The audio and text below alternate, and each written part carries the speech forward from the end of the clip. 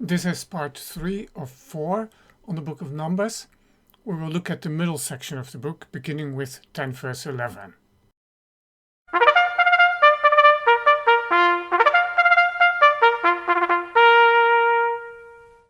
It finally happens. The cloud lifts from the tabernacle. For the first time, the signal is blown to break camp. Probably not as fancy as this bugle you just heard, but you get the idea. They are on the move. Their final destination is only a couple of weeks away. They have spent less than a year at Mount Sinai. The tabernacle has only been up for about 7 weeks. But they are now a nation, not just a band of refugees, with a constitution and a very special mission: to be God's people, a royal priesthood on the earth. They move in the order prescribed earlier. And by the way, Moses does not only and blindly rely on the guidance by the cloud. In chapter 10 verse 29 and following, he recruits Hobab, his brother-in-law, as an advisor to help them with camping in the desert. Smart move. But keyword desert, here's the problem. The desert. Or perhaps it's more accurate to say the desert is what will bring out the problem. It's a tough place to be. And so, soon enough, as recorded in the first 3 verses of chapter 11, the people complain. We don't know why. No reason is given at this point. Starting in verse 4, we are reading about a different occasion, and now we do know why they complain. Beginning in verse 4. Now the rebel that was among them had a strong craving, and the people of Israel also wept again and said, "Oh, that we had meat to eat. We remember the fish we ate in Egypt that cost nothing, the cucumbers, the melons, the leeks, the onions, and the garlic. But now our strength is dried up, and there is nothing at all but this manna to look at." It gets too much for Moses. The burden of responsibility feels too heavy. Now he complains. And God tells him to select 70 elders to carry the burden with him. It prefigures the later Sanhedrin, the Jewish council. God puts some of the spirit that was on Moses on the 70, and in that moment they prophesy. Even the two who had remained in the camp. Somewhat strangely, only of these two we know the names, Eldad and Medad. This Joshua doesn't feel this is right. Leads to a statement by Moses in chapter 11 verse 29. Moses says about this to Joshua, "Would that all the Lord's people were prophets, that the Lord would put his spirit on them." Very New Testament-like. Perhaps we should not be too quick to judge. How would we respond if today the message was, "Sorry, no lunch"? I always tell Francisca I never grumble, but when I do, it's always for a good reason. She doesn't buy it, of course. She knows me too well. Let's face it, the behavior here is very human, not Jewish or Israelite, but human. And if you really feel that something becomes too heavy to bear, like Moses did in this chapter, talk to God. He may have a solution or be willing to send reprieve. He sure did so for Moses. And I suspect God would have been open to a request for a change of menu, for a bit more variety in their diet. So the people complain, and God sends quail. A small bird, you see it here, related to chicken and partridges. They regularly migrate this route in large numbers in spring and autumn. This is spring. And depending on the weather conditions, they may be so exhausted from their long flight as to just land in masses or heaps. Next chapter, next murmuring. Miriam and Aaron take offense at the Cushite woman Moses has married. Now, this cannot be Zipporah, who was a Midianite and not new to the family anyway. Either Moses took a second wife, or Zipporah had died by now. The two of them also take issue with the special status of Moses. Didn't God also speak through them? The passage is open to abuse and often has been used or misused by insecure or domineering leaders. There's a need for balance here. On the one hand, leadership is not untouchable, but on the other hand, there is a need for wisdom and humility, obviously lacking in Miriam and Aaron, and they spoke with each other about Moses, not with Moses. And so there are ways to do this better, but it's not always wrong. And by the way, notice it's not Moses who confronts the two, God does. The account does illustrate the very danger of talking the wrong way about someone, especially a leader, negatively. Why was only Miriam punished? Well, maybe she initiated, but it might also be because Aaron was the high priest and the whole cult would come to a standstill if he became unclean. So his punishment is indirect. After all, it's his sister who suffers leprosy here. And then we come to a familiar story. 12 spies, representing the 12 tribes, traverse the land of Canaan and come back with a sample of its fruit and a report. Actually, they come back with two very different reports. They agree on the fruitfulness of the land, but they differ in their assessment of conquest feasibility. So what we get in chapter 13 and 14 is a conquest feasibility study. So first we get the majority conclusion in 13 verse 28. The people who dwell in the land are strong, and the cities are fortified and very large. And besides, we saw the descendants of Anak there. Well, then follows Caleb with the minority conclusion in verse 30. Let us go up at once and occupy it, for we are well able to overcome it. And hearing that, the majority doubles down in verse 31 and following. We are not able to go up against the people, for they are stronger than we are. And so the text tells us they brought to the people of Israel a bad report of the land that they had spied out, saying, the land through which we have gone to spy out is a land that devours its inhabitants. And all the people that we saw are of great height. And there we saw the Nephilim, that is the sons of Anak who come from the Nephilim, and we seemed to ourselves like grasshoppers, and so we seemed to them. So what is this about? People of tall stature, it seems. The Hebrew word Nephilim only appears here and in Genesis 6, when the sons of God take the daughters of men and have children with them. We are not entirely sure what the word means, which is why the ESV leaves it untranslated. Giant is a real possibility and fits the context here. But are they really descendants of the pre-flood Nephilim? That would imply the flood was not as universal as implied in Genesis. Some of the Nephilim then apparently survived. An alternative explanation is that the term refers to a particular type of people, not necessarily related by genealogy or descent. A third possibility is that the 10 spies are simply grossly exaggerating.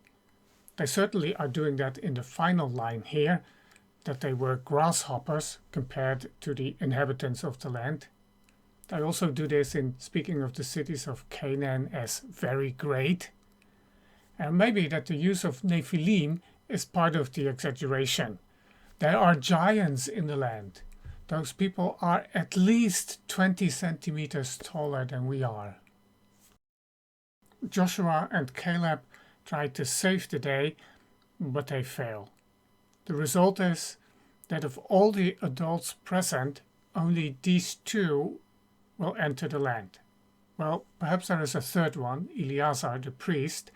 He will definitely enter the land, but perhaps he's not yet 20 years old at this point and is therefore considered to be part of the second generation. But that's it. Again, let's not be quick to judge. Their fear is quite understandable. I think I would be fearful too in their situation. But there is not a trace of faith in the reaction of the people.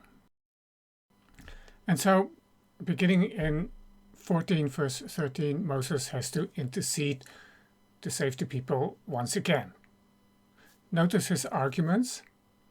First, the Egyptians and other nations will hear and will conclude that God was not able to follow through on his promise and therefore let the people die in the desert. Second, Moses invokes God's self-revelation on the mountain in Exodus 34. God is slow to anger, and he is a forgiving God. And third, Moses more or less says, you have been doing this all along, so by implication, don't stop now, keep doing it, forgive them. And God relents.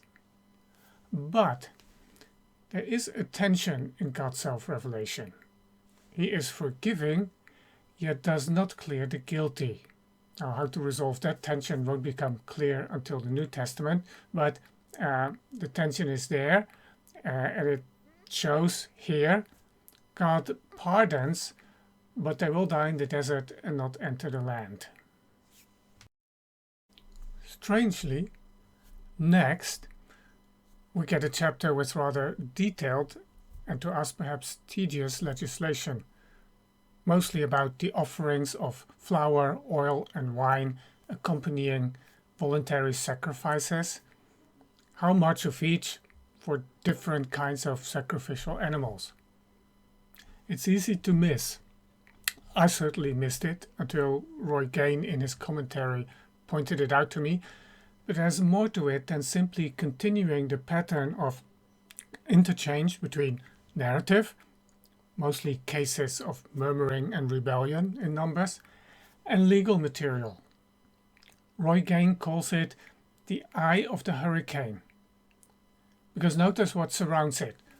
The narrative on the spies in chapter 13 and 14, and the uprising of Korah, Dathan and Abiram in chapter 16. These are presumably the worst cases of unbelief and rebellion in all of the Pentateuch, apart from the early chapters of Genesis. And right in between is this instruction for when? Look at verse 2. When you come into the land you are to inhabit. The chapter, therefore, also makes clear that God is now preparing the second generation, the one that will indeed enter the land, instructing them on how to live once they get there.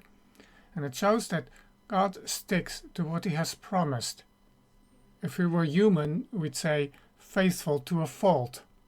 Well, that cannot apply here, of course, but that makes the point. Faithful almost to a fault.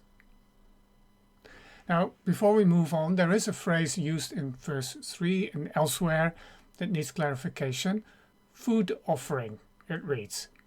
Notice that the ESV has a footnote which offers an alternative translation, offering by fire. That's the more literal translation because the Hebrew word is clearly derived from the Hebrew word for fire. However, we do find symbolism here of food or a meal. The grain offering, bread and the wine accompany the meat as the main dish. Besides, the Hebrew word offering by fire or food offering is also used for the bread of the presence, which is eaten by the priests, no part of which is burned on the altar. Although this is the only, so to say, fireless example I am aware of. So I would prefer the translation offering by fire to avoid the possible misunderstanding that here food is offered to God, a food offering for God. This certainly is how other nations thought about the sacrifices they were bringing, food for the gods, but the Hebrew Bible is clear that God has no need of food. Think Psalm 50, for instance, where God says, if I were hungry, I would not tell you. However, I do admit that the symbolism of food is present, especially with the voluntary sacrifices, which people would largely eat themselves as a fellowship offering. But it's not God who gets to eat, but his people in his presence. In a sense, he is the host. The implicit promise that God will not deviate from his commitment or waver is repeated in 15 verse 18. When you come into the land to which I bring you. Then follows a brief instruction on the first fruits of grain and bread, something that will definitely not have any application until they live in the land. There's no wheat harvest in the desert.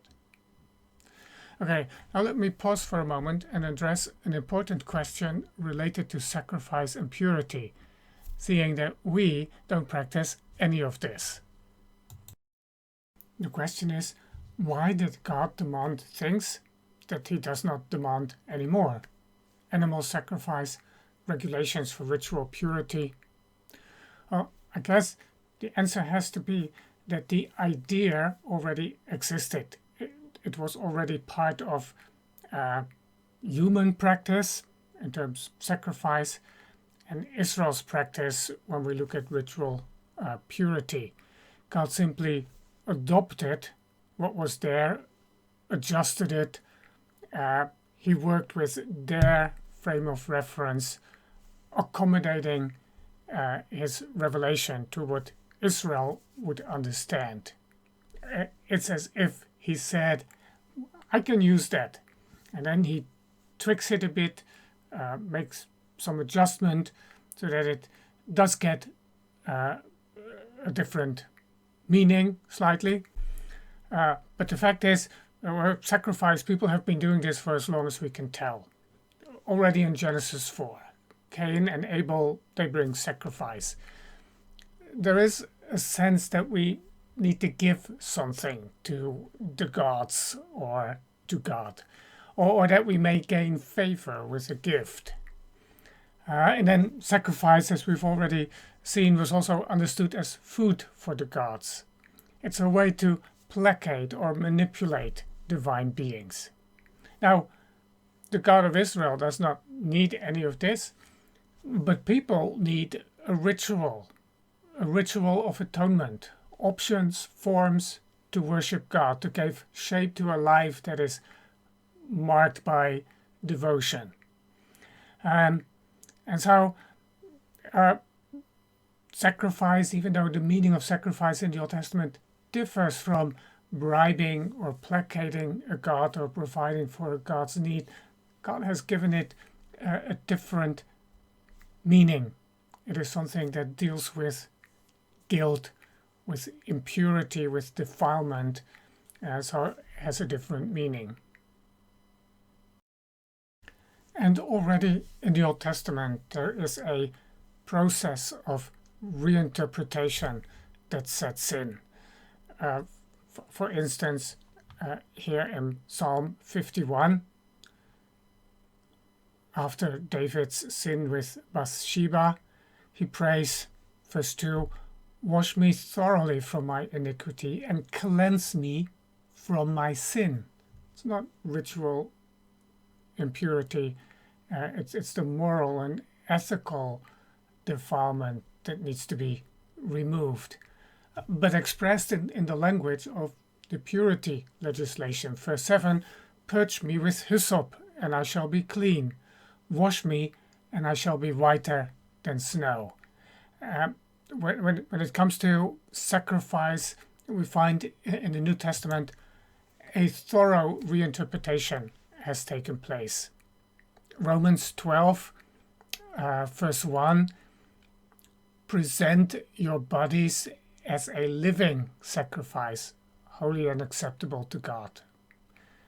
So it's no longer about presenting an animal to God, but our lives. It's a living sacrifice that we are to present. And later in Hebrews, verse 15, through him then let us continually offer up a sacrifice of praise to God, that is, the fruit of lips that acknowledge his name.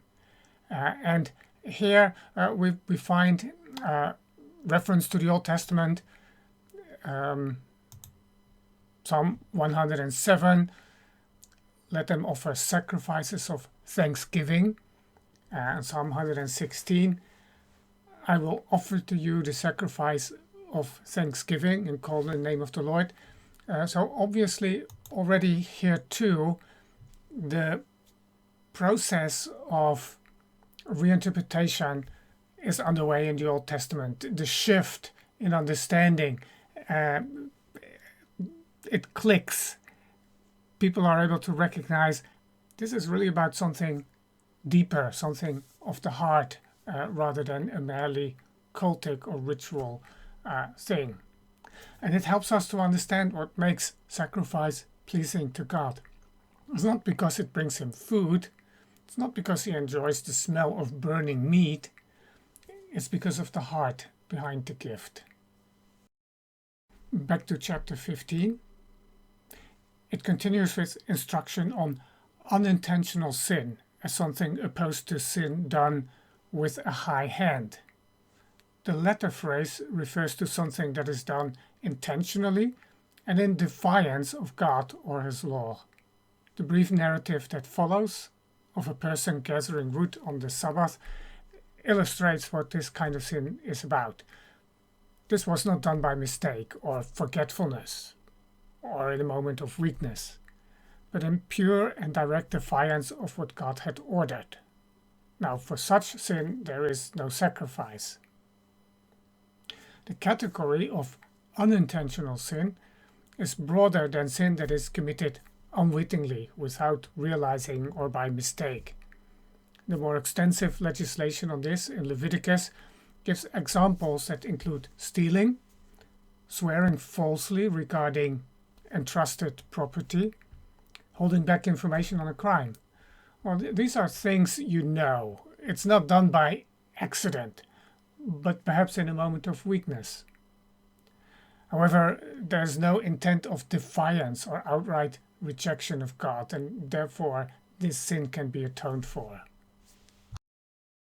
Still in chapter 15, we finish with the instruction to make tassels on the corners of garments, with a blue thread included. Now, blue is the color of royalty, and it is used in the curtains and covers of the tabernacle. It is also part of the high priestly garment.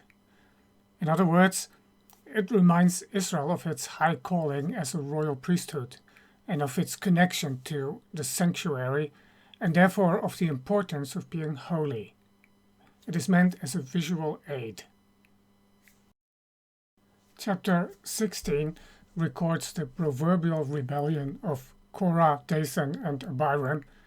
It's the only narrative account we have of what happened during 38 years in the desert, the period that is covered between chapter 14 and chapter 20, and it is not a positive story.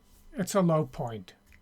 It clearly illustrates what this first generation was like, hopeless. I think the story is straightforward, not hard to understand. I merely want to point out what is done with the 250 census, because it illustrates how holy works. Since they had been offered to God, they were now part of his sphere and could not simply be returned to the outward or the outside sphere of the profane.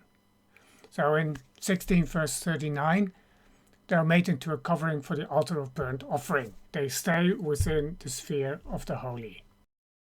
Chapter 17 is an attempt to settle the issue of priestly leadership once and for all, in response to what's described in chapter 16. 13 staffs, one for each tribe, plus the staff of Aaron, are placed in the Holy of Holies, in the presence of God, overnight. And the next morning, one has sprouted and blossomed and even produced fruit, the staff of Aaron. These two events, the rebellion and then the demonstration with the staffs, leads to a reaction of the people that we get to read here at the end of chapter 17. The people say, "We perish, we are undone, we are all undone. Everyone who comes near to the tabernacle of the Lord shall die. Are we all to die?" So in a sense, it's like it finally sinks in, the awesomeness of the holiness of the presence of God in their midst. And the next chapter is God's response to this. It's where we read God saying to Aaron, "You and your sons and your father's house with you shall bear iniquity connected with the sanctuary." Now, this is a direct response to the concern that the people have just expressed. It's meant to resolve this danger of them approaching the tabernacle and the holy things, at least up to a point. The responsibility for the work of ministry and to guard the sanctuary is placed with the priests and also with the Levites in order to protect the Israelites from having too much direct dealings with the holy things. And the remainder of the chapter, then chapter 18, then details payment for this work of ministry. Both the priests and the Levites each receive certain contributions from sacrifice, the firstborn, tithes, and first fruits, well, in effect as their salary, their source of income. We get one more piece of legislation before we return to the journey, a fascinating piece. It explains the procedure for the water for impurity, which is made with the ashes of a red cow or heifer. This is the only sacrifice that is not brought in the sanctuary, but outside of the camp, for good reasons, since it deals with impurity, among other things, the impurity that results from touching a corpse. The cow takes on the resulting impurity, which explains why the ash makes people impure and why it could therefore not be kept in the tabernacle. Notice in verse 4 that the blood is sprinkled toward the tent of meeting 7 times. The entire cow is burned, mixed in verse 6 with some cedar wood, hyssop, and scarlet yarn.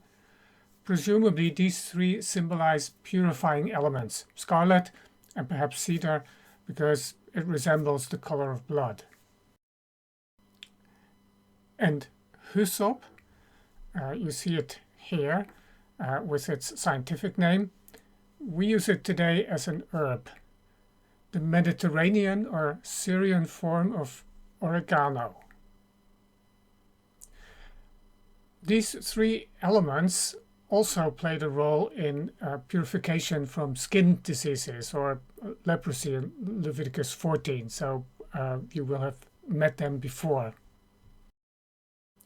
According to verse 7, following the ritual, the priest is to wash his clothes and bath himself, and he will be unclean until evening. This is true for everyone who handles the ashes or the water. Only the person in need of purification is cleansed by them. Everybody else becomes unclean. The logic behind this is that the sacrificial cow takes the impurity from the unclean person and therefore cleanses him or her. But because the cow takes the impurity, everyone touches the ashes or the water takes on this impurity. In verse 11, the water for impurity was to be used in cleansing someone, especially someone who had touched a corpse. And this made for strong impurity, and it took 7 days to cleanse oneself. According to verse 18, the water is applied by a clean person sprinkling the impure person using hyssop. And so, interestingly, in this case, the sacrifice is brought before the impurity actually happens. It's a bit like a time warp. Sprinkling establishes the connection afterwards. The impurity is transferred to the sacrifice, which had actually already happened in the past. There are 2 reasons for this special procedure. First, the unclean person could not go to the sanctuary to bring a sacrifice because he was unclean. And second, contact with a corpse was a relatively frequent occasion. On average, everyone could expect to have this happen several times within their lifespan. It would be costly to have to bring a full sacrifice every time. This is an economic solution. It's an instant sin or purification offering, sort of like Nescafe instant coffee. It's a cheap solution. Now, we don't practice this ritual, but we do realize the need for cleansing, even if not ritual cleansing, but moral cleansing, cleansing from guilt. And even David, at a much earlier time, was already aware of this. So we've looked at this before, but it's worth looking at it again. Psalm 51 verse 7, "Purge me with hyssop, and I shall be clean. Wash me, and I shall be whiter than snow." But we find it best expressed in Hebrews 9 verse 13 and 14. "For if the blood of goats and bulls and the sprinkling of defiled persons with the ashes of a heifer sanctify for the purification of the flesh, how much more will the blood of Christ, who through the eternal Spirit offered himself without blemish to God, purify our conscience from dead works to serve the living God." Chapter 20 begins with an incomplete date, but we are probably in the final 40th year. In this chapter, both Miriam and Aaron die. We also have the account of the failure of Moses and Aaron. A second time, water springs from the rock, but Moses should have spoken to the rock.